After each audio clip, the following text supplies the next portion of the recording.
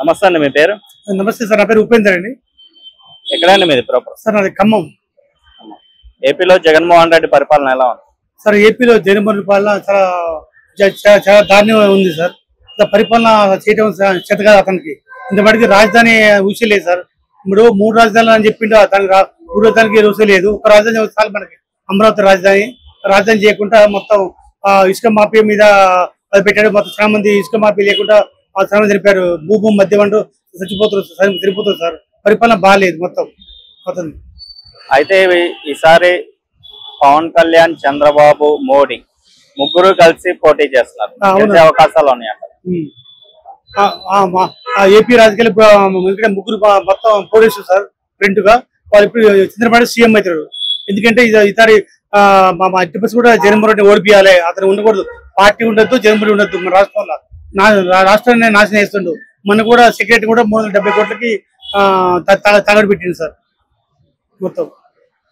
అయితే మళ్ళీ జగన్మోహన్ రెడ్డి గెలిస్తే పరిస్థితి అంటారు రేపు. జగన్పతి అందరూ అక్కడ పోయి వెళ్ళింది సార్. నేను వెళ్తే వాళ్ళు ఏమంటే ఈసారి గిట్ట జగన్మోహన్ రెడ్డి మాత్రం మేము ఆధార్ కార్డు మొత్తం మేము తెలంగాణ మార్చుకున్నాం అంటారు అందరూ. ఒక కంపెనీ లేదు సార్, ఒక కంపెనీ లేదు. చంద్రబాబు జన కంపెనీ, కియా కంపెనీ కానీ మనకు ముఖేష్ అంబానీ చాలా మంది వచ్చిపోయారు సార్. ఈయన వచ్చి కూడా కనీసం అప్పులు కూడా ఇవ్వట్లేదు. మొత్తం చాలా మంది భయపడుతారు. ఇలాంటి మనకు పరిపాలన వద్దు. ఇటువంటి మన చంద్రబాబు పరిపాలన కావాలి. తెలంగాణ బాగా డెవలప్ చేశారు అతను. ఐటీ రంగం కానీ, మన పార్కులు కానీ, ఆర్టిస్ట్ కానీ, మన అవుటర్ రింగ్ రోడ్ కానీ మనకు చాలా మంచి పని చేసేసారు. అందుకే మా చంద్రబాబు సీఎం కావాలని ఏపీ ప్రజలు కోరుకుంటారు. ఒకసారి మీరు నమ్మి పోషపండి.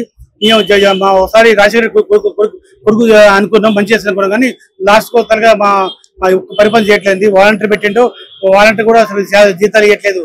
వాళ్ళ అంగన్వాడీ వాళ్ళు కూడా ఆశా వర్కర్లు వాళ్ళు కూడా జీతాలు ఇవ్వట్లేట.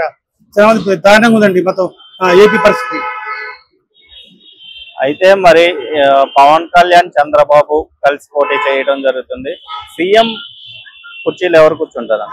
సీఎం మాత్రం చంద్రబాబు నాయుడు సార్. చంద్రబాబు సీఎం అవుతాడు. మన పవన్ కళ్యాణ్ మాత్రం అతను డిప్యూటీ సీఎం అన్న హోమ్ మినిస్టర్ ఇస్తాడు. అట్లయితే ఎంపీకి ఇస్తారు, పంపిస్తాడు. అట్లా మొత్తం మన వీళ్ళకి బీజేపీకి కొన్ని మంత్రి పదవులు ఇస్తారు. మొత్తం వాళ్ళు అలయన్స్ కలిసారుగా బీజేపీలో ముగ్గురు కలిసి. అట్లా గతంలో చూసుకుంటే మరి పవన్ కళ్యాణ్ 2 చోట్ల ఓడిపోవడం జరిగింది.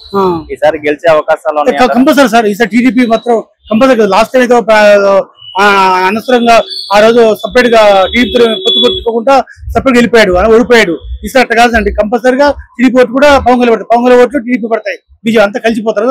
100% కంపల్సరీగా గెలుతారండి.